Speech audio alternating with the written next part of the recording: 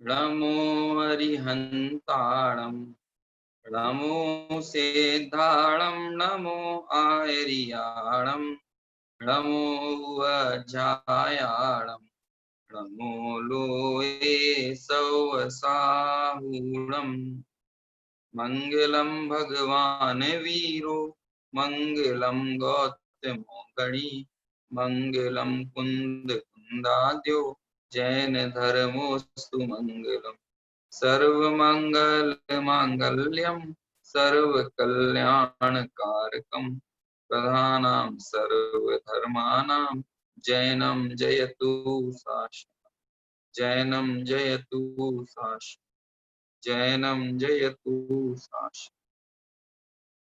जीवमजीवं दवं जिणवरवसेन जिणेदित्थं देवेन्द्रविन्दवन्दं वंदे तम सर्वदा सिरसा। द्रव्य संग्रह ग्रंथादिराज आचार्य नेमिचंद्र सिद्धांति देव द्वारा विरचित, जिस पर हमारी लगातार लगभग डेढ़ महीने 2 महीने से चर्चा चल रही है। और इस चर्चा की श्रृंखला में बीच में यद्यपि कई व्यवधान खड़े हुए, उसके बावजूद भी हम धीरे धीरे आगे बढ़ते हुए गाथा नंबर 24 तक की चर्चा इस ग्रंथ की कर चुके हैं। और अभी तक का जो प्रकरण हमारा हुआ है उसमें शुरुआत की जो 19 गाथा 14 गाथाएं थी जो जीव अधिकार की थी, और उसके बाद 21 गाथा पर्यंत, गाथा नंबर 15 से 21 गाथा पर्यंत का जो हमने विषय देखा, उसमें अजीव द्रव्य यानी उद्गल, धर्म, अधर्म, आकाश और काल, इनका वर्णन आया। और उसके बाद 20, 21, 22, 23 ये जो गाथाएं हम लगातार विगत दिनों में पढ़ते आ रहे हैं, इन गाथाओं में पंचास्ती काय का वर्णन चल रहा है। और उन पंचास्ती काय का वर्णन हमने 23 और 24वें नंबर की गाथा में अपनी पिछली कक्षाओं में देखा था। और 24वीं गाथा का की टीका पढ़ते हुए अस्थि क्या होता है ये बात समझी थी, और उसमें जो काय विशेषण है उसकी चर्चा करना थी टीका के आधार से। उसे हम शुरुआत के 5-10 मिनट में करते हुए फिर आगे जो 25 और 26वें नंबर की गाथा है उसके आधार से हम अपनी इस चर्चा को आगे बढ़ाएंगे। पहले अस्थि काय में जो काय विशेषण है, जो काय शब्द है, वो किस अर्थ को बताने वाला है, उससे क्या काय आखिर कहा क्यों गया है, इसको हम थोड़ा समझते हैं। और उसके बाद 25-26 नंबर की गाथा के आधार से हमारी इस चर्चा को आगे हम बढ़ाएंगे। देखिए, पिछली कक्षा में भी हमने ये बात की थी कि काय कहने का मतलब ये नहीं होता कि शरीर का होना, है ना। जब जीवास्ति काय कहा जाए तो उसका मतलब ये नहीं है कि जो शरीर सहित जीव है उसको जीवास्ति काय कहा जाता है। क्योंकि यदि हम ऐसा कहने लग जाएं तो धर्मास्ति काय माने भी यही होगा कि धर्म का भी कोई शरीर होता होगा, अधर्मास्ति काय यानी भी यही मतलब होगा कि अधर्म का भी कोई शरीर होगा, है ना। आकाशस्ति काय यानी भी आकाश का कोई शरीर होता होगा। तो ऐसा नहीं है। दरअसल काय शब्द एक यथार्थ परक संज्ञा नहीं है, बल्कि काय शब्द जो है वो एक तरह से प्रतीकात्मक तौर पर या रूपक के तौर पर, उपमा के तौर पर यहाँ पर दिया गया है। जैसे कि काय में बहुत अंग, बहुत प्रदेश होते हैं। हमारा ये जो शरीर है ये हमें बहुप्रदेशी प्रत्यक्ष समझ में आता है। तो इसी बात को समझाने के लिए इन सभी बहुप्रदेशी द्रव्यों के साथ जो एक प्रदेश से ज्यादा प्रदेशी होते हैं, उन सभी द्रव्यों के साथ काय शब्द लगाया गया। और ऐसे जो द्रव्य हैं वो 5 द्रव्य होते हैं, अर्थात काल द्रव्य को छोड़कर जो अन्य जीव, पुद्गल, धर्म, अधर्म और आकाश, ये 5 द्रव्य हैं, इनको ही 5 अस्थि काय ऐसा कहा जाता है। तो इसमें ये बात यहाँ पर टीका में स्पष्ट भी की है, उसको पहले मैं टीका से पढ़ देता हूँ। अब इनके कायत्व का कथन किया जाता है। मेरे पास जो ग्रंथ है उसमें 80वें नंबर का पेज है जिसकी मैं ये चर्चा यहाँ पर आपके सामने पढ़ रहा हूँ। अब इनके कायत्व का कथन किया जाता है। जिस प्रकार बहुत प्रदेशों के समूह को देखकर शरीर को काय कहा जाता है, मतलब शरीर को काय संज्ञा दी, उसका भी कारण यही है कि शरीर के बहुत से प्रदेशों को देखकर ही शरीर को काय संज्ञा मिली, है ना।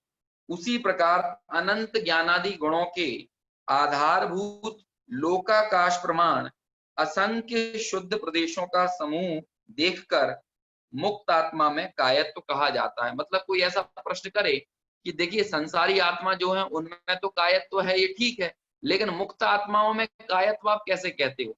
तो वहां पर मुक्त आत्मा का उदाहरण देकर दरअसल इसलिए समझाया गया क्योंकि संसारी जीवों के कायत्व स्वीकार करने में किसी को बाधा नहीं है, लेकिन मुक्त आत्मा के कायत्व स्वीकार करने में लोगों को बाधा हो सकती है कि वो तो अशरीरी हैं। तो अशरीरी जो सिद्ध भगवान है उनके कायत्व कैसा है? तो उसका सीधा सा मतलब ये है कि भाई यहाँ पर जो कायत्व कहा उसका मतलब आप ये मत निकालो कि उसका मतलब शरीर होता है। जैसे हम सभी जो संसारी जीव हैं, इनके जो 5 प्रकार का शरीर होता है, उन 5 प्रकार के शरीर में से कोई ना कोई शरीर अवश्य देखा जाता है। ऐसा ही शरीर सिद्धों के होता हो, ऐसी बात नहीं है। बल्कि कायत्व का मतलब सीधा-सीधा ये है कि जिस तरह हमारे संसार में जो बहुत से प्रदेश शरीरों के देखे जाते हैं, इस कारण जीवों को, शरीर सहित जीवों को या शरीर की जो पूरे बहुप्रदेशत्व पना है, उसको जैसे काय संज्ञा मिली है, ऐसे ही अनंत ज्ञानादि अनंत गुणों का जो आधार है, तो अनंत ज्ञानादि गुणों का आधार कौन है? तो कहते हैं लोकाकाश प्रमाण, है ना? लोकाकाश प्रमाण असंख्यात प्रदेशी आत्मा, क्योंकि उस असंख्यात प्रदेशी आत्मा के आधार से ज्ञानादि अनेक गुण रहते हैं। वैसे तो निश्चय से देखा जाए तो हर गुण अपने अपने से स्वतंत्रपने वर्तता है, लेकिन यद्यपि उनके लिए कोई ना कोई आधार तो जरूरी है ना। गुण पर्याय व द्रव्यम, मतलब गुण और पर्याय जो होती हैं वो किसी द्रव्य के आधार से रहती हैं, और गुण और पर्याय उनको द्रव्य ग्रहण करता है ना। गुण को कहते हैं सहवर्ती पर्याय और पर्यायों को कहते हैं क्रमवर्ती पर्याय, है ना, या फिर क्रमवर्ती गुण और सहभावी गुण, इस तरह से भी कथन किए जाते हैं। मतलब गुणों का साथ में वर्तना होता है और गुण पूरे आत्म प्रदेशों में, आत्मा में विस्तार क्रम से पसरे रहते हैं। जैसे आत्मा में ज्ञान गुण है तो आत्मा का ऐसा कोई प्रदेश नहीं है जिसमें ज्ञान गुण पसरा हुआ ना हो, तो इसलिए गुणों के साथ विस्तार क्रम की बात की जाती है और पर्यायों के साथ प्रवाह क्रम की बात की जाती है। ये प्रवाह क्रम और विस्तार क्रम क्या होते हैं कि विस्तार यानी जैसे ये कुर्ता है तो इस कुर्ते में विस्तार है ना, ये फैला हुआ है, विस्तार है, एक एक धागा रेसे रेसे से बनकर इस कुर्ते के कपड़े को विस्तार दिया गया है। तो ऐसे ही गुण जो है वो पूरे विस्तार में फैले हुए हैं, एक एक प्रदेश में फैले हुए हैं। आत्मा के जितने प्रदेश हैं उतने प्रदेशों में वो गुण भी विद्यमान है। ऐसा नहीं है कि कोई ऐसा प्रदेश आत्मा का होता हो जहां पर ज्ञान गुण ना रहता हो, है ना। तो इस तरह विस्तार तरह से फैले हुए हैं। और प्रवाह क्रम क्या होता है कि जैसे कि ये कुर्ता जब लिया था तो ज्यादा चमक वाला था, फिर पुराना होता गया, धीरे धीरे ये जीर्ण शीर्ण हो जाएगा। तो ये जो क्रमिक पने से इसकी अवस्था का बदलना होता है, ये होता है प्रवाह क्रम, है ना, कंटिन्यूटी, है ना। क्रमिक तौर पर किसी भी चीज में आने वाला जो बदलाव है वो एक किसी प्रवाह में होता है, इसलिए पर्यायों को प्रवाह में निबद्ध कहा जाता है और गुणों को प्रदेशों में निबद्ध कहा जाता है ना। और इसकी बहुत ही विस्तार से बहुत सुंदर चर्चा जो है वो गाथा नंबर 99, 100, 101 प्रवचन सार ग्रंथ में कही गई है, बताई गई है ना। तो इस तरह से यहाँ हम बात कर रहे हैं कायत्व की, कि कायत्व कहने का मतलब शरीर सहित होना नहीं, बल्कि जैसे शरीर में बहुत प्रदेश होते हैं इसलिए उसे काया कहा जाता है, ऐसे ही जो द्रव्य बहुत प्रदेशों वाले होते हैं, है ना। यहाँ तो मूल रूप से सिद्धात्माओं का, मुक्त आत्माओं के बारे में बताया कि मुक्त आत्मा भी जो अनंत ज्ञानादि गुणों सहित हैं, उसका आधार क्या है? तो कहते हैं उसका आधार अनंत असंख्यात प्रदेशी आत्मा है। और वो असंख्यात कितना कि लोकाकाश प्रमाण असंख्यात, है ना। क्यों? क्योंकि अलोकाकाश में तो गमन होगा नहीं, लोकाकाश में ही जीव की सत्ता रहेगी, जीव का अस्तित्व तो लोकाकाश में ही रहेगा, है ना। इसके बाहर वो जाएगा नहीं, धर्म द्रव्य के अभाव होने के कारण लोकाकाश की परिधि से बाहर नहीं जाता। तो ये सारी चीजें एक दूसरे से निबद्ध है ना। तो इसीलिए जो असंख्यात पना है वो कितना है? लोकाकाश प्रमाण असंख्यात। और सभी द्रव्यों के साथ ऐसा ही है कि धर्म द्रव्य कितना प्रदेशी की लोकाकाश प्रमाण असंख्यात, है ना। अधर्म द्रव्य कितना है? लोकाकाश प्रमाण असंख्यात।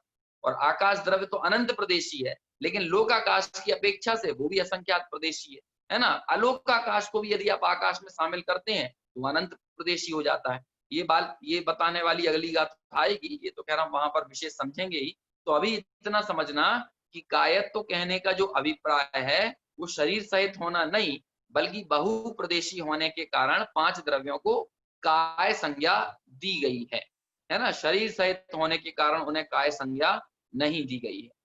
ठीक है, आगे बढ़ते हैं।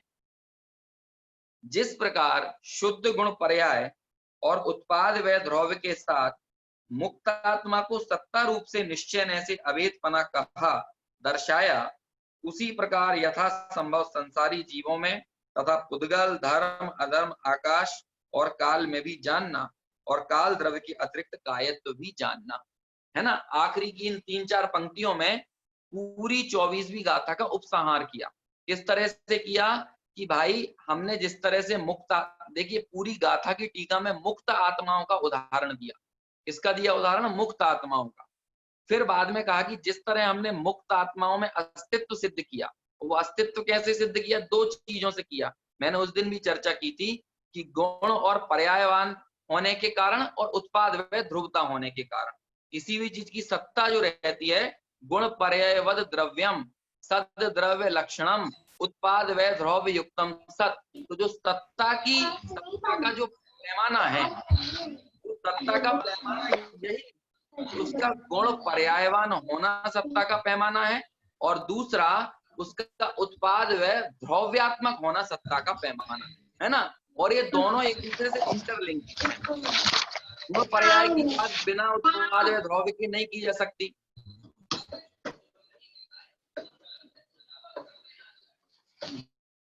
जी, गुण पर्याय की बात जो है वो बिना उत्पाद व द्रव्य की नहीं की जा सकती, और उत्पाद व द्रव्य यदि घटित ना हो तो आप गुण पर्याय को कैसे सिद्ध करेंगे? तो ये दोनों एक दूसरे से जुड़े हुए हैं। जब गुण पर्याय की हम बात करें तो गुण पर्याय कहने से भी उत्पाद व ध्रुवता की एक तरह का सुर निकलता है कि जिसमें उत्पाद व द्रव्य अपने आप गर्भित रहते हैं। और जब उत्पाद व द्रव्य की चर्चा चलती है तो उत्पाद व द्रव्य में गुण और पर्यायों का सुर भी अंतर्गर्भित रहता है ना। तो ये आपस में लिंक्ड है। लेकिन यहाँ पर अस्थि, ये 2 शब्द है ना, अस्थि और काय। तो कहा कि जैसे हमने मुक्त आत्माओं में अस्तित्व सिद्ध किया और उस अस्तित्व को सिद्ध करने में मुक्त आत्माओं को गुण पर्यायवान बताया, और उन्हीं मुक्त आत्माओं को हमने उत्पाद व ध्रुवता वाला बताया, उत्पाद व द्रव्य युक्तम बताया, है ना। तो जैसे हमने मुक्तात्मा में अस्तित्व की सिद्धि की, ऐसी ही आप संसारी जीवों में, धर्म में, पुद्गल में, धर्म में, अधर्म में, आकाश में और काल में भी अस्तित्व जानना। लेकिन आखिर में कहा, लेकिन जो कायत्व है वो कायत्व काल द्रव्य के अलावा 5 द्रव्यों में जानना। काल द्रव्य में अस्तित्व तो जानना, लेकिन कायत्व नहीं जानना। ठीक है ना। काल द्रव्य में अस्तित्व है, उसे अकाल द्रव्य को अस्थि काय नहीं कहा। इसका मतलब ये मत समझिएगा कि वो अस्थि भी नहीं है। अस्थि तो है, सत्ता तो है, लेकिन कायत्व तो नहीं है। ये जो अस्थि और काय, ये दोनों शब्द जो इन दोनों शब्दों का मेल जिन द्रव्यों में है वो द्रव्य 5 हैं। लेकिन जो काल द्रव्य है उसमें अस्थिपना तो है, लेकिन उसमें कायपना नहीं है। इस तरह से ये 24वीं गाथा की हमारी चर्चा यहाँ पर पूर्ण हुई, है ना। अब अगली 25वें नंबर की गाथा की उत्थानिका मैं पढ़ता हूँ। क्या बात 25वें नंबर की गाथा में आ रही है, ये हमें इस उत्थानिका से पता चलेगा। अब कायत्व के व्याख्यान में पहले जो प्रदेशों का अस्तित्व सूचित किया था उसका विशेष व्याख्यान करते हैं। किसका विशेष व्याख्यान करते हैं? कि पहले जो प्रदेशों का अस्तित्व सूचित किया, अभी जो गाथाएं आई ना कि बहुप्रदेशी होता है, बहुप्रदेशी होता है, लेकिन अब वो बहुप्रदेशी पना तो आपने बताया, लेकिन उस बहुप्रदेशी पने का थोड़ा और बताइए कि बहुप्रदेशी यानी क्या, कि जीव में कितने प्रदेश, पुद्गल में कितने प्रदेश, धर्म धर्म में कितने प्रदेश, ये बताओ, स्पष्ट बताओ, है ना। तो वो अगली जो गाथा है वो हर बहुप्रदेशी को तोड़कर बताती है। तोड़कर मतलब कि भाई अनंत प्रदेशी है कि असंख्यात प्रदेशी है कि असंख्यात प्रदेशी है, कि 2 प्रदेशी है कि 3 प्रदेशी है, कितने प्रदेशी है। क्योंकि बहु कहने से तो एक के बाद जितनी चीजें वो सब बहु में आ जाती है ना, वो सब बहु प्रदेशी के ही अंतर्गत आएंगी। तो अब वो जो प्रदेशत्व पना है, उस प्रदेशत्व पने को यहाँ पर विशेष रूप से यहाँ पर प्रस्तुत करते हैं कि कौन सा द्रव्य कितने कितने प्रदेशी होता है। बहुप्रदेशी तो हैं 5 द्रव्य, लेकिन उन 5 द्रव्यों के बहुप्रदेशत्व में भी क्या कोई और विशेषता है? तो उस विशेषता की चर्चा अब यहाँ पर इस अगली गाथा में करेंगे।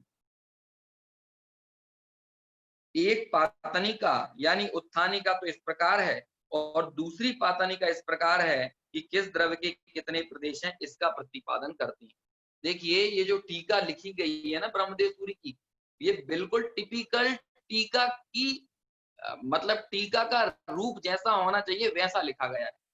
एक एक शब्द और एक एक विवक्षा, कहाँ किस विवक्षा से कथन हो सकता है, कहाँ किस विवक्षा से कथन हो सकता है, वो हर एक को सेपरेट यहाँ पर समझाया है। तो उत्थानिका भी 2 प्रकार से लिखी, कि एक उत्थानिका तो उन्होंने ये बताई कि बहुप्रदेशत्व का विशेष वर्णन करते हैं, और अगली उत्थानिका उन्होंने ये लिखी कि किस द्रव्य के कितने प्रदेश होते हैं, इनको भिन्न भिन्न बताइए।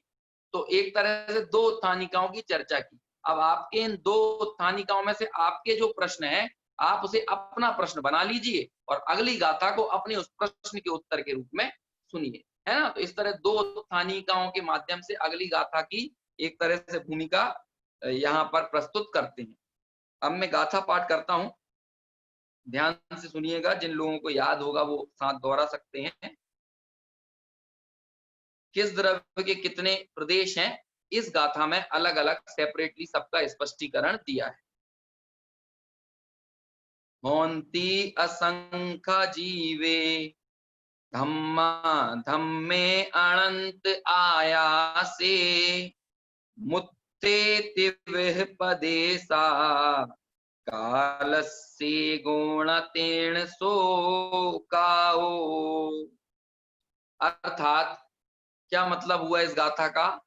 होंती असंख्या जीवे, देखिए सबके प्रदेश यहाँ पर बता रहे हैं। होंती यानी होते हैं, असंख्या यानी असंख्य, जीवे जीव के, है ना, जीव के असंख्य प्रदेश होते हैं।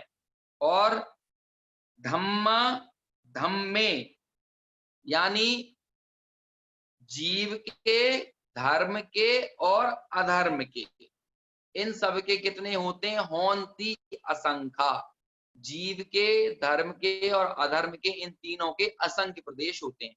ये तीनों द्रव्य असंख्य प्रदेशी हैं। अब आप कहोगे कि जीव लोकाकाश प्रमाण असंख्यात है, तो हमें तो लोकाकाश में फैला हुआ दिखता नहीं है ना? ये लोकाकाश प्रमाण असंख्यात है तो शरीर में कैसे बन जाता है? कि भाई जैसे आप अपने घर में अग्नि जलाएं, है ना, और उसका धुआं हो, तो वो धुआं पहले आपके कमरे कमरे में व्याप्त रहता है, लेकिन वो धुएं का सिर्फ कमरे में ही फैलने का स्वभाव थोड़ी है। उसे तो यदि और बड़ी जगह मिल जाएगी तो वो और लंबे स्थान पर अपना रूप अख्तियार कर लेगा, और बड़ा रूप आपके सामने प्रस्तुत हो जाएगा, है ना? जितने धुएं के परमाणु होंगे, उन धुओं को आप एक छोटी सी डिब्बी में भी पैक करके रख सकते हो, और किया ही जाता है। आजकल देखा होगा आपने, ऑक्सीजन को छोटे छोटे से सिलेंडरों में पैक कर दिया जाता है ना? या फिर ये एलपीजी आती है। अब एलपीजी को भी कितने अलग अलग प्रकार से, एलपीजी तो खैर कहते हैं लिक्विड है, ये लिक्विड पेट्रोलियम गैस है एक तरह से, है ना? ये पूरी तरह से गैस गैस रूप में नहीं पाई जाती, लेकिन और भी जो गैस रूप में जो पाई जाने वाली चीजें हैं, वो तो कहते हैं कि उनको आप उस गैस को छोटे से रूप में भी भर सकते हैं और उसको बड़े विस्तृत रूप में भी उसका स्टोरेज किया जा सकता है। तो ये उनमें संकोच विस्तार शक्ति हमें पुद्गल में नजर आती है ना? ये तो पुद्गल की बात हुई। अभी एक आगे गाथा आएगी 27वें नंबर की, है ना? उसमें तो बताएंगे कि एक पुद्गल कितने से स्थान पर रह सकता है। अनंत पुद्गल परमाणु मिलकर एक प्रदेश पर रह सकते हैं, और एक प्रदेश पर एक परमाणु भी रहता है और एक प्रदेश पर अनंत परमाणु भी रह सकते हैं।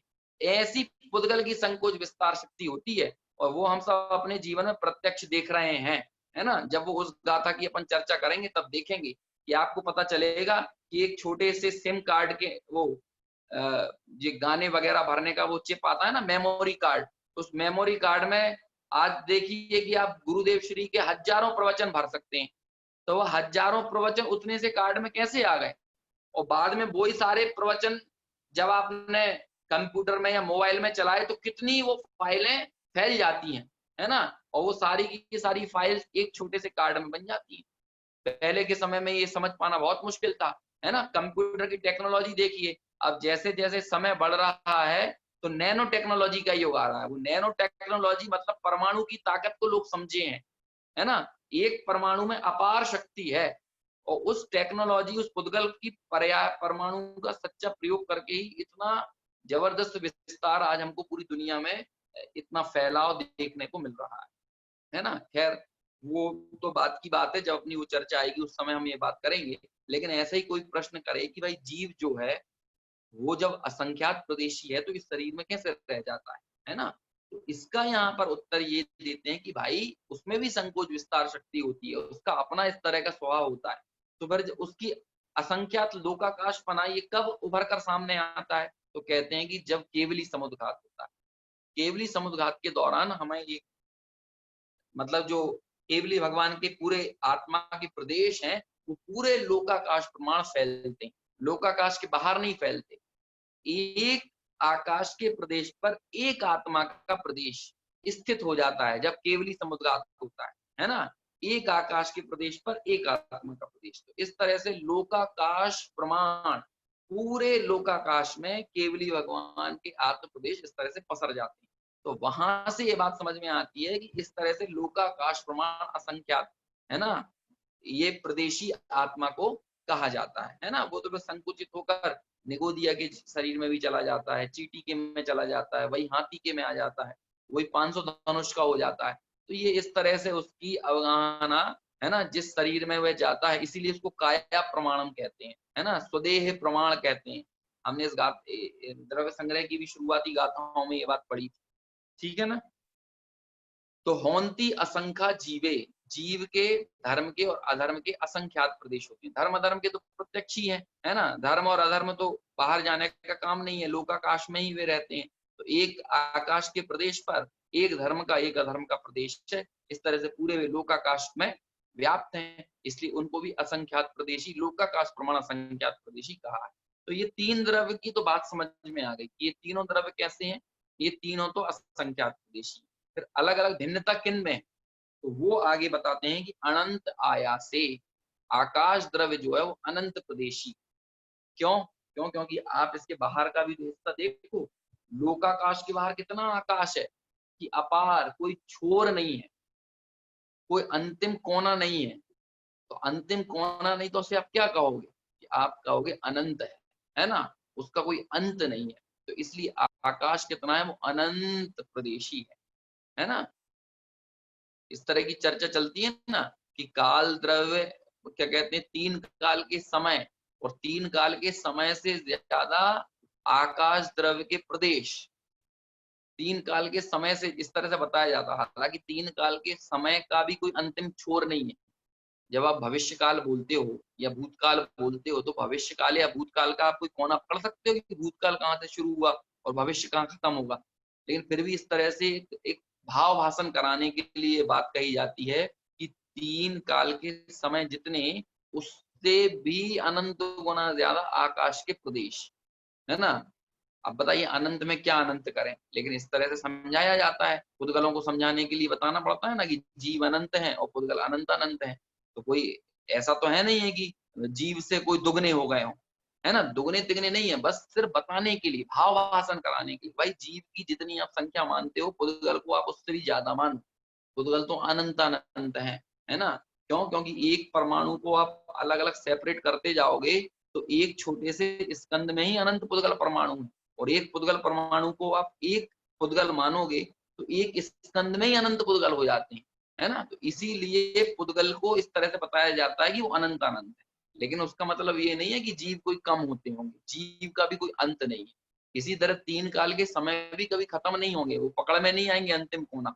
लेकिन फिर भी कहते हैं समझाने के लिए कि तीन काल के समय जितने, उससे अनंत गुना ज्यादा आकाश के प्रदेश, और जितने आकाश के प्रदेश उससे भी अनंत गुना ज्यादा आत्मा में गुण, एक आत्मा में गुण।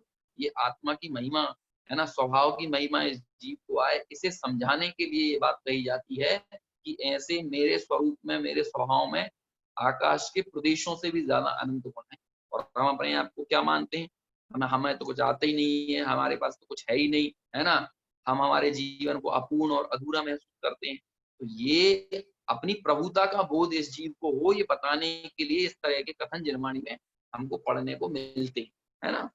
तो कहाँ तक हम पहुंचे कि जीव, धर्म और अधर्म ये तो है असंख्यात प्रदेशी, और आकाश जो है वो अनंत प्रदेशी है।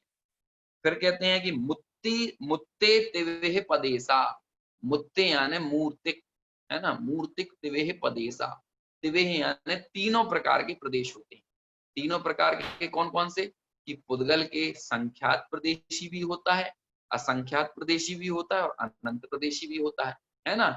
जहां पर पुद्गल का स्कंद संख्यात परमाणुओं से मिलकर बना हो और एक परमाणु एक आकाश का प्रदेश घेर रहा हो, तो संख्यात परमाणु कितने प्रदेश को घेरने वाले होंगे, तो कहते हैं वो संख्यात प्रदेशी होगा। वही पुद्गल परमाणु कुछ ज्यादा परमाणुओं से मिलकर स्कंद बना हो तो वो असंख्यात प्रदेशी होगा। तो वही पुद्गल स्कंद अनंत परमाणुओं से मिलकर बना हो तो वही पुद्गल कितना होगा, वही अनंत प्रदेशी भी कहने में आता है। और वही पुद्गल एक प्रदेशी भी होता है, क्योंकि जो परमाणु होता है वो एक प्रदेशी है ना। इसलिए कहते हैं, एक सूत्र दिया तत्वार्थ सूत्र में, तत्वार्थ सूत्र का सबसे छोटा सूत्र कौन सा है, 11वें नंबर का सूत्र है 5वें अधिकार का, नाड़ हो। और ये पूरी अस्थिकाय का जो प्रकरण चल रहा है उस प्रकरण के बीच में ये सूत्र आया है, ना अणो, मतलब अणु, अणु बहुप्रदेशी नहीं होता। 5 अस्थिकाय की चर्चा चल रही है, पुद्गल को अस्थिकाय कह रहे हैं, लेकिन कह रहे हैं कि अणु जो है वो अस्थिकाय नहीं होता। तो फिर कोई ये प्रश्न करे कि फिर अणु को, पुद्गल को आप कथनचित अनस्थिकाय बोलो ना, कि पुद्गल भी एक प्रदेशी होने से अस्थिकाय नहीं है, कथनचित ये कहा जा सकता है। तो कहते हैं नहीं भाई, ऐसा नहीं कहा जा सकता, कि वो अणु यद्यपि एक प्रदेशी है लेकिन उसमें बहुप्रदेशी होने की सामर्थ्य प्रतिक्षण विद्यमान है ना। वो कभी भी स्कंद से मिलकर बहुप्रदेशी हो जाएगा, मतलब दूसरे परमाणुओं से मिलकर स्कंद से जुड़कर बहुप्रदेशी हो जाएगा। लेकिन काल कभी भी बहुप्रदेशी नहीं होगा, इसलिए काल को ही हमने एक प्रदेशी माना है खरेखर, है ना।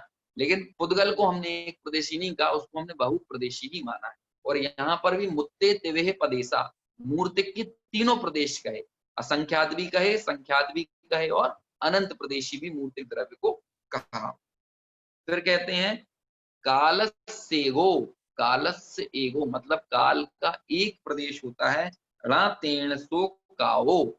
और इसीलिए काल का चूंकि एक प्रदेश होता है, इसीलिए काल कायत्व को धारण नहीं करता। कायत्व को धारण नहीं करता मतलब कायत्व को धारण नहीं करता अर्थात बहुप्रदेशी पने को धारण नहीं करता। तो गाथा का तो इतना सिंपल अर्थ है ना, किसी को कठिनाई नहीं हुई होगी मैं समझता हूँ, क्योंकि जैन सिद्धांत प्रवेशिका भी जिन लोगों ने पढ़ी होगी उन वहां पर भी ये चर्चा है ना, किस द्रव्य के कितने प्रदेश होते हैं, ये पूरी चर्चा है। एक एक मिनट में हम पूरा दोहरा लेते हैं कि जीव कितने प्रदेशी, असंख्यात प्रदेशी, धर्म अधर्म कितने प्रदेशी, कि धर्म और अधर्म ये भी लोकाकाश प्रमाण असंख्यात प्रदेशी, है ना। आकाश द्रव्य कितने प्रदेशी, आकाश द्रव्य अनंत प्रदेशी, ठीक है। फिर पुद्गल द्रव्य कितने प्रदेशी, तो कहते हैं पुद्गल द्रव्य तीनों प्रकार का, तीनों प्रकार मतलब संख्यात प्रदेशी भी, असंख्यात प्रदेशी भी और अनंत प्रदेशी भी। और यदि आप पुद्गल अणु की बात करोगे, परमाणु की बात करोगे तो वो एक प्रदेशी, ठीक है ना। तो पुद्गल में चारों तरह की क्वालिटी हमको मिलती है। और काल जो है वो कैसा, कि काल तो हमेशा एक ही प्रदेशी, इसीलिए काल को कायत्व नहीं है ना। और कायत्व किनके है, कि जो बहुप्रदेशी होते हैं उनके कायत्व है।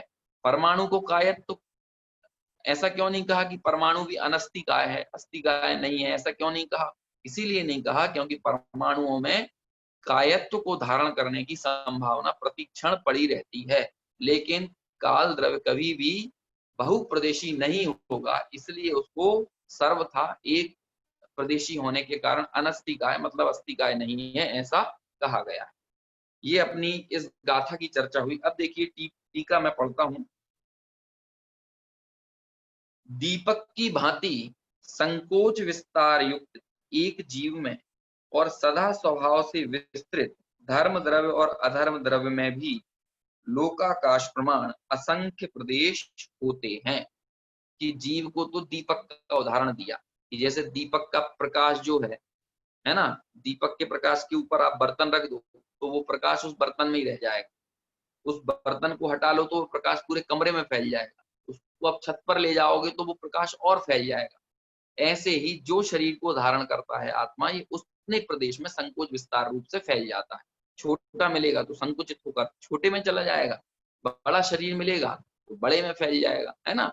लेकिन उसमें संभावना कितनी है कि लोकाकाश प्रमाण असंख्यात, है ना, उतने प्रदेश उसके फैल सकते हैं, इसलिए उसके प्रदेश भी कैसे कहे जाएंगे, लोकाकाश प्रमाण असंख्यात ही कहे जाते हैं। और धर्म और अधर्म द्रव्य के लिए क्या कहा कि धर्म और अधर्म द्रव्य जो है वो स्वभाव से सदा विस्तृत हैं, उन वे हमेशा फैले ही हुए रहते हैं, वे पूरे लोकाकाश में फैले रहते हैं। जीव हमेशा फैला नहीं रहता, है ना।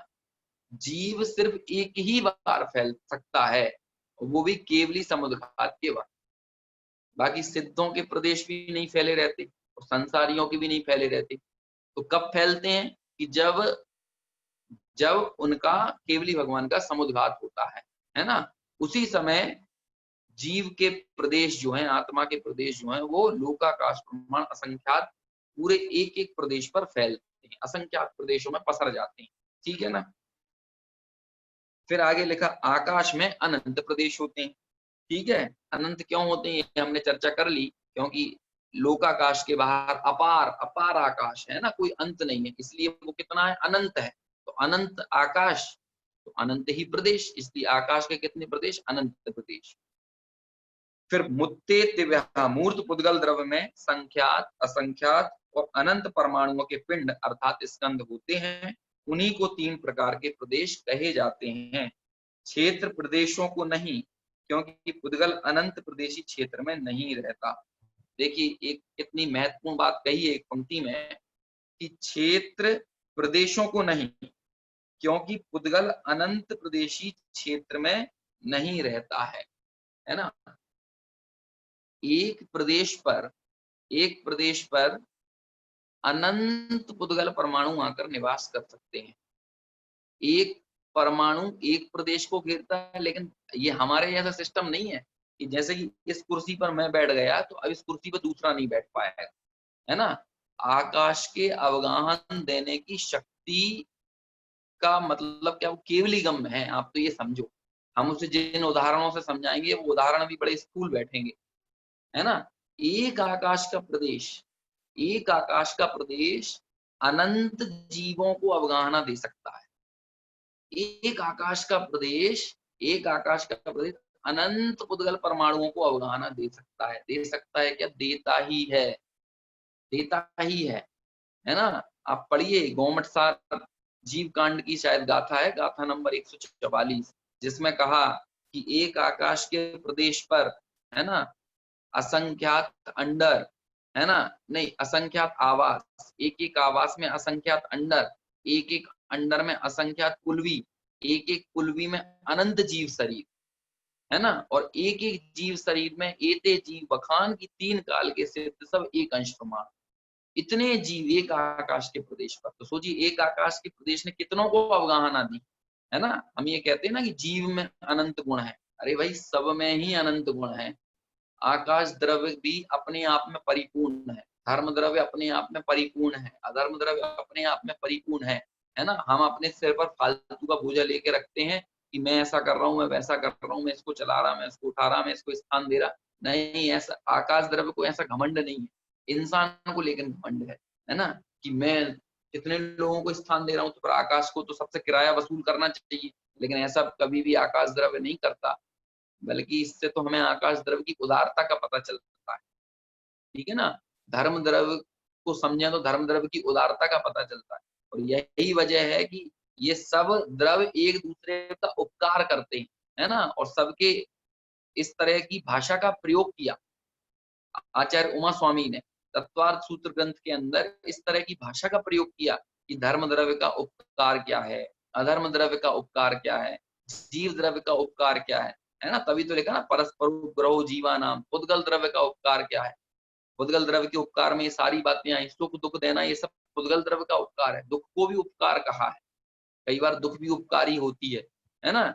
ये तो जब आप टीकाएं पढ़ें तत्वार सूत्र की तो ये सब समझ में आएगा कि दुख को उपकार कैसे कहा, है ना। कई बार दुख भी उपकारी होता है, ठीक है ना, मृत्यु भी उपकारी होती है, ये सारी चीजें वहां पर जब हम टीका पढ़ें तो अकलंक देव ने अपनी तत्वार्थ राजवार्तिक टीका में ये सारी चीजें लिखी कि इनका उपकार आखिर इस शब्द से क्यों संबोधित किया गया, है ना। ये सब एक दूसरे का उपकार करते हैं, लेकिन कभी किसी को कोई घमंड नहीं होता। आकाश ये नहीं कहता कि मैं देखो कितने लोगों को स्थान दे रहा हूँ, तो आकाश द्रव्य को घमंड होता हो, ऐसी बात नहीं है, है ना। और इसी तरह काल द्रव्य का क्या उपकार है, सबका परिणमन करा रहा है ना। ऐसा नहीं कि एक व्यक्ति जैसा है वैसे ही बना रहे, इससे तो जड़ता आ जाएगी। उन्हें जिंदा रहना है तो उन्हें परिणमित करना होगा, उन्हें बदलाव होना होगा। थमी हुई चीजों को हम मुर्दा समझते हैं, है ना। गतिमान बने रहना ही जीवंतता की निशानी है, और उस परिणमन में निमित्त जो द्रव्य बनता है वो काल द्रव्य है। तो इस तरह काल द्रव्य का उपकार से ऐसा संबोधित किया गया है ना। तो इस तरह से बात अपनी चल रही थी, एक आकाश प्रदेश पर ऐसे अनंतों पुद्गल, अनंतों जीव, इन सबको अवगाहना देने की सामर्थ्य एक आकाश के प्रदेश में, ठीक है ना।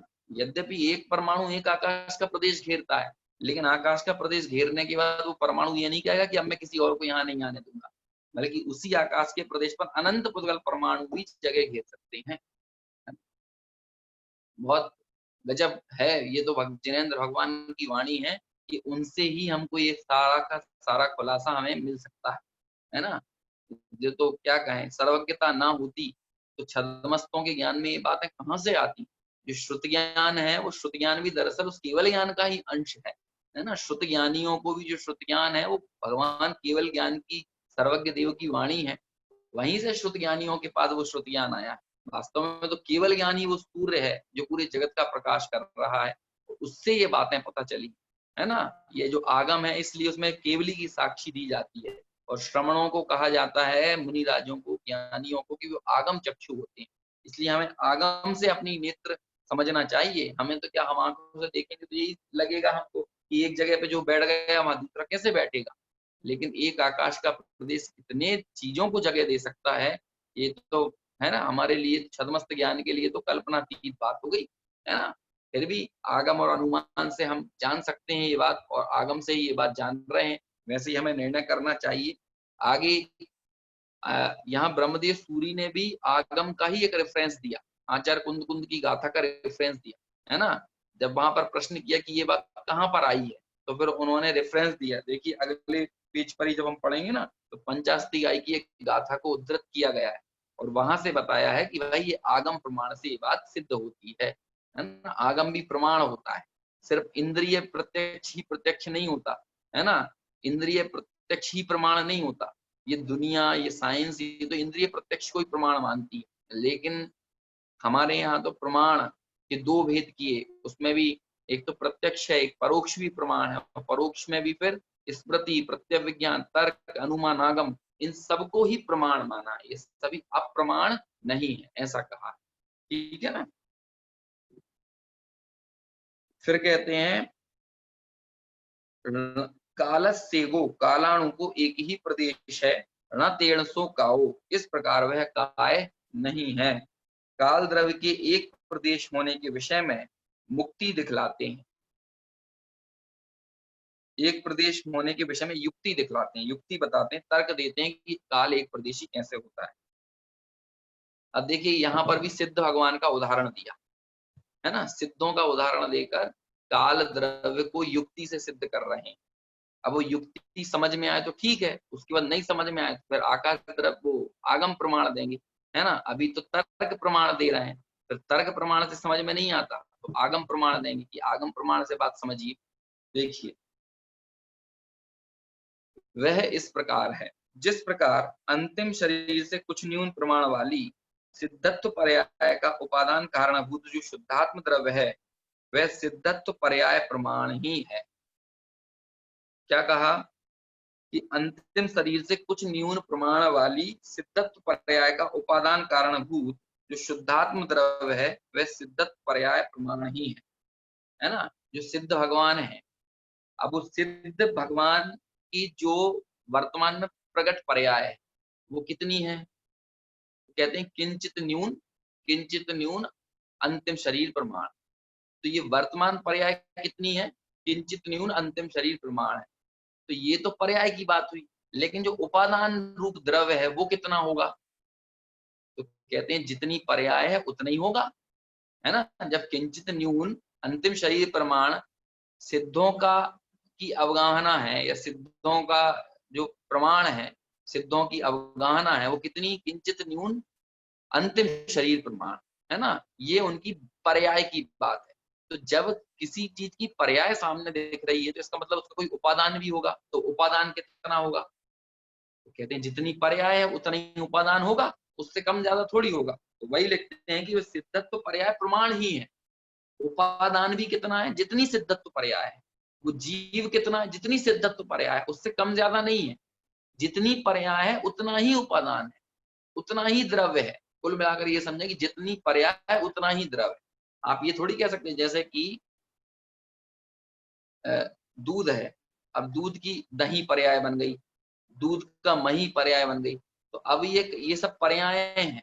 इस पर्याय में मूल द्रव्य कितना है, कहते हैं जितनी पर्याय है उतना ही द्रव्य है, उससे कम ज्यादा थोड़ी होगा। कि ऐसा थोड़ी होगा कि आधे, यदि दही से मही बना है और मही रूप जो पर्याय हुई है, तो द्रव्य, पूरे द्रव्य में वो मही रूप पर्याय फैली है कि आधे में फैली है।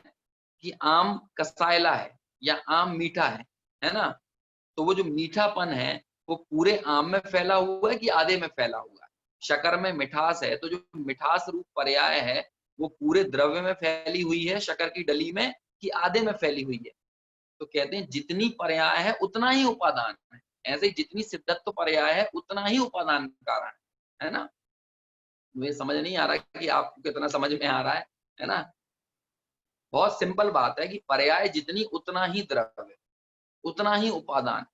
पर्याय आधे अधूरे में नहीं पसरेगी, पर्याय पूरे द्रव्य में पसरेगी, है ना। आधे अधूरे, जैसे गुण, चूंकि गुण पूरे द्रव्य में फैला हुआ है, तो इसलिए उस गुण की पर्याय भी पूरे द्रव्य में फैली हुई है। यदि अनंत केवल ज्ञान प्रकट हुआ तो केवल ज्ञान तो एक पर्याय का नाम है। तो केवल ज्ञान की पर्याय जितनी, द्रव्य कितना, तो कहते हैं जितनी केवल ज्ञान की पर्याय द्रव्य भी उतना। द्रव्य केवल ज्ञान की पर्याय से कम या ज्यादा नहीं है।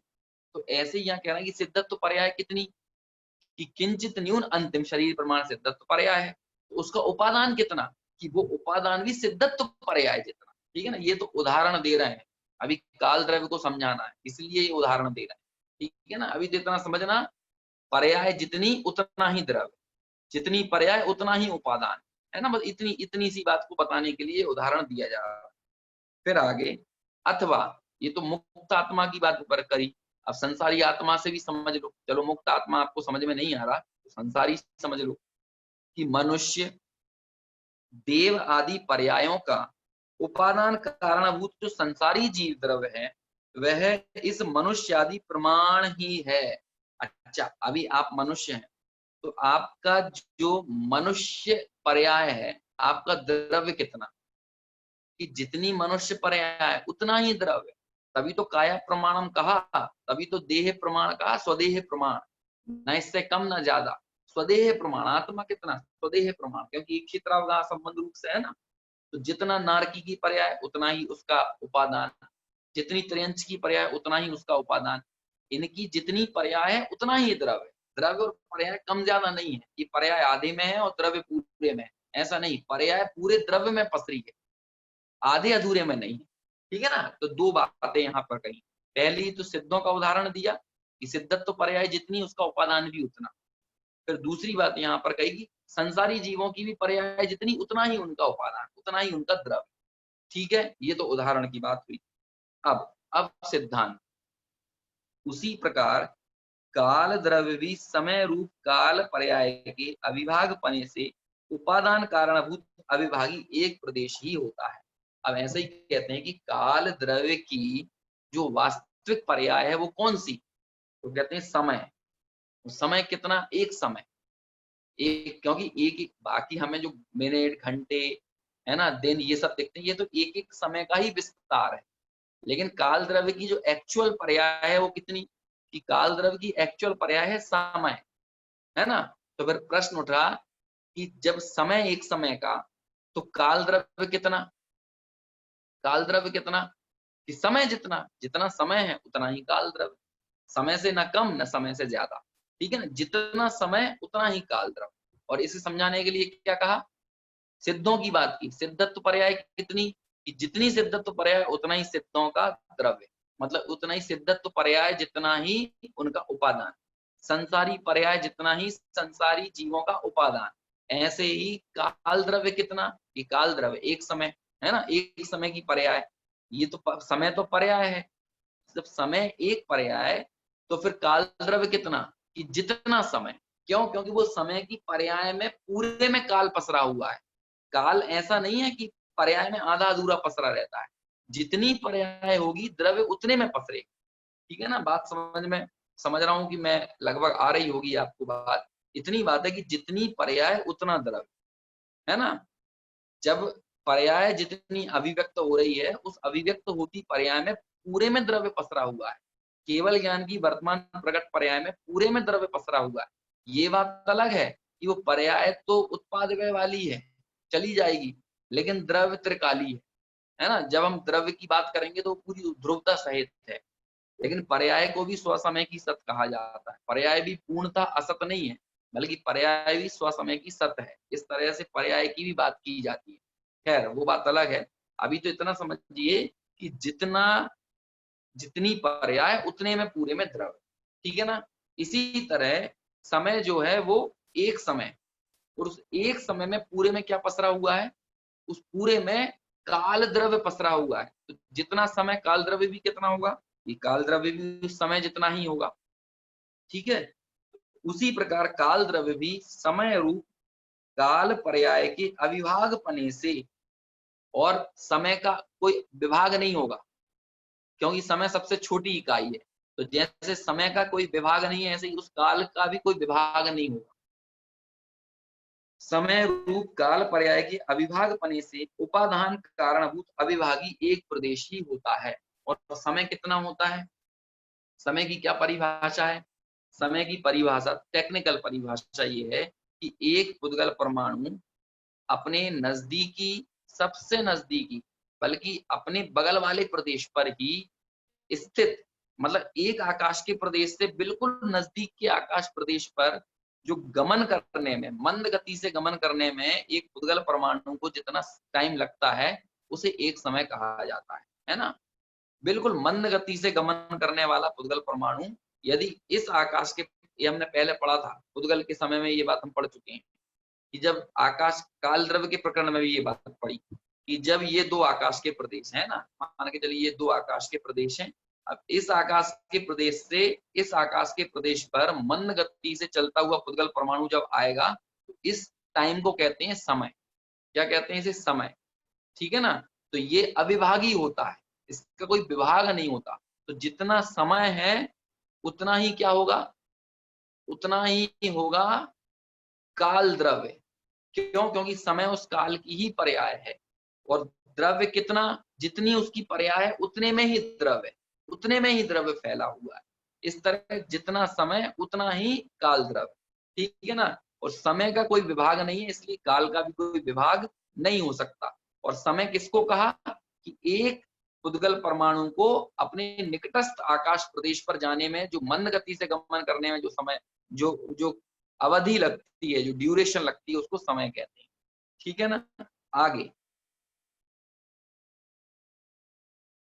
अथवा मंद गति से गमन करते हुए एक पुद्गल परमाणु को एक आकाश प्रदेश तक ही काल द्रव्य गति का सहकारी कारण होता है।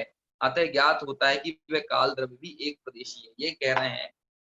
अभी आगे की चर्चा हम कल करेंगे, अभी बस इतनी सी बात करके अपना यहाँ विषय पूरा करते हैं कि आकाश द्रव्य, समय, समय आकाश, ओ माफ कीजिए, काल द्रव्य की पर्याय है ना। तो एक आकाश प्रदेश से दूसरे आकाश के प्रदेश पर जाने में पुद्गल परमाणु के ये जो गति हुई, इस गति में कौन सहकारी बना, इसके परिणमन में कौन सहकारी बना। आप ये पूछ रहे होंगे गति में सहकारी तो धर्म द्रव्य बनेगा, फिर यहाँ काल द्रव्य की बात क्यों कर रहे हैं।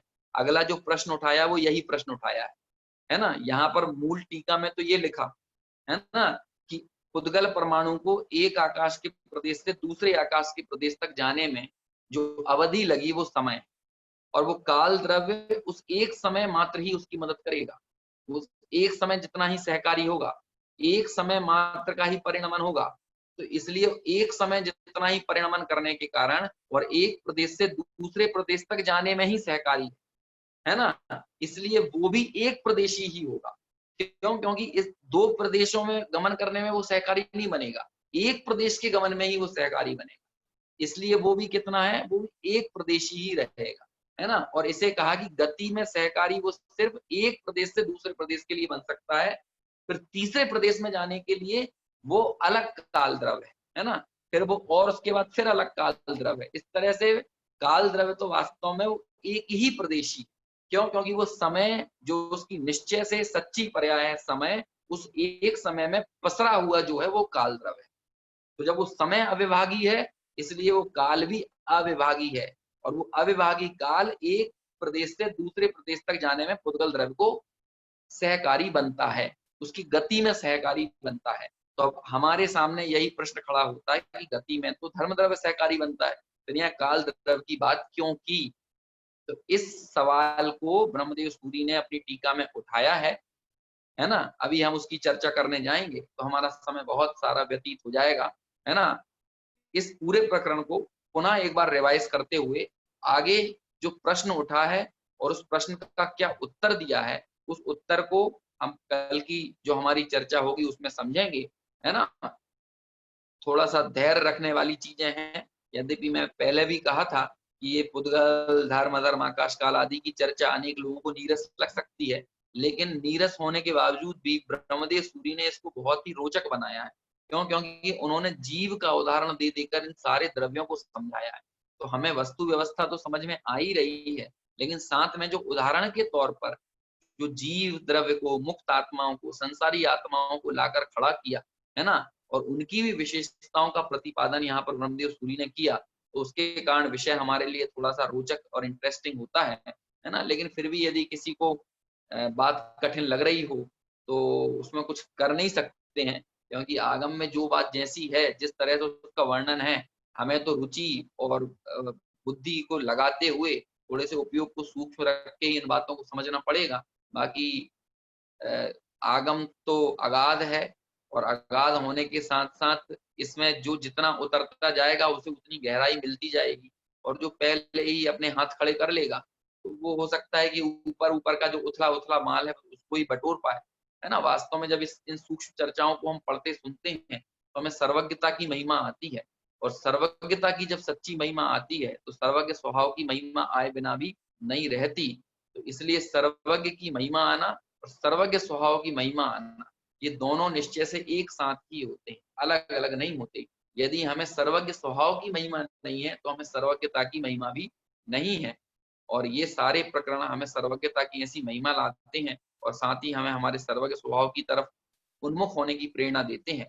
तो हम सभी जन ऐसे उस सर्वज्ञ स्वभाव की प्रतीति करके पर्याय में वो सर्वज्ञता प्रकट करें और फिर इस लोकालोक के प्रकाशी होने के बावजूद भी हम हमारे स्वभाव में ही निमग्न रहें। इस मंगल भावना के साथ अभी हमारे इस विषय को यहीं पूर्ण करते हैं। शेष चर्चा आगे अपने यथा समय आगे की जाएगी। सभी से सादर जय जिनेन्द्र। जिनवाणी स्तुति। निज निधि निज में बताई, यह अनंत उपकार है।